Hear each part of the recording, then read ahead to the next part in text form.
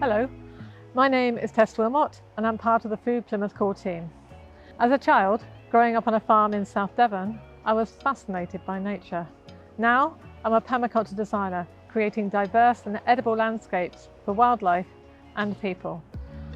Permaculture is working with nature, observing and studying what is happening around us, and how this can inform us and help us make better decisions. Think of your garden as a mini ecosystem.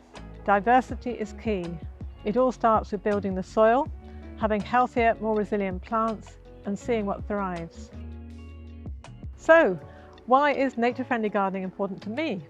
Everything in nature is connected to everything else.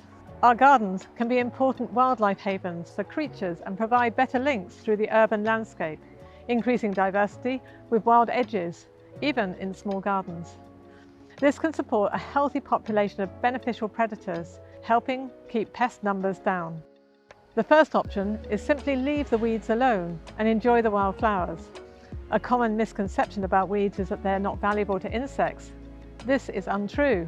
They're extremely important sources of habitat, food, nectar and pollen for lots of pollinators and other wild creatures. Instead, I use natural methods to help manage pests. Today, we're at Snapdragons in Stonehouse.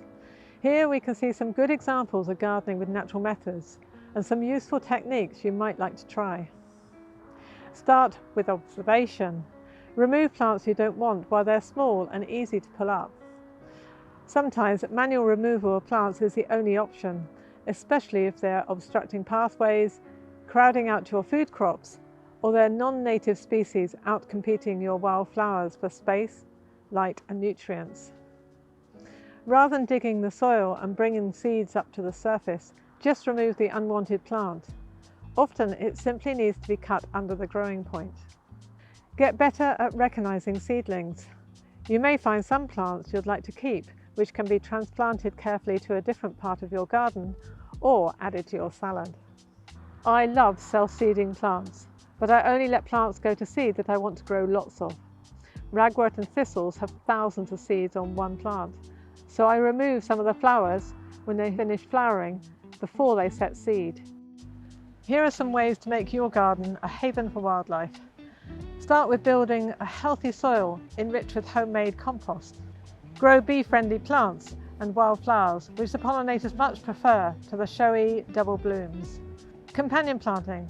Start by learning which plants grow well together, like planting garlic close to roses. This can help plants to be healthier and encourage pollinators, attract predatory insects, or disguise vulnerable plants from pests. Learn about the insects that you're concerned about. I discovered that the caterpillars eating the leaves of my gooseberry bush also like brambles, so I moved them to the bramble patch. You can reduce pests by using natural barriers and deterrents.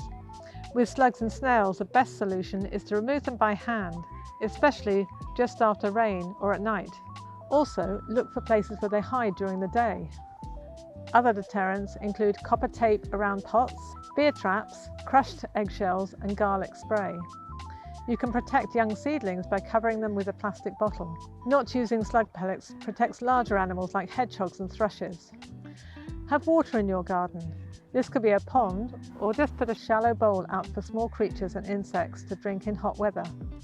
This encourages allies like frogs and toads to live and hunt in your garden too. Mulching is a great method to stop unwanted plants from growing. This layering of biodegradable materials retains moisture, protects and feeds the soil. And finally, if you're growing a lot of plants, crop rotation is a trusted traditional system which can reduce disease and help your plants grow better. This all aligns with Food Plymouth's work in the Sustainable Food Places movement, especially Food for the Planet, Veg Cities, and our Growing Resilience project and Best Food Forward campaign. Please support all of this by signing the Pesticide-Free Plymouth petition to help leverage a conversation with the local council on this vital topic. For more information, please visit the Pollenize website and keep an eye out for the rest of this campaign across social media channels.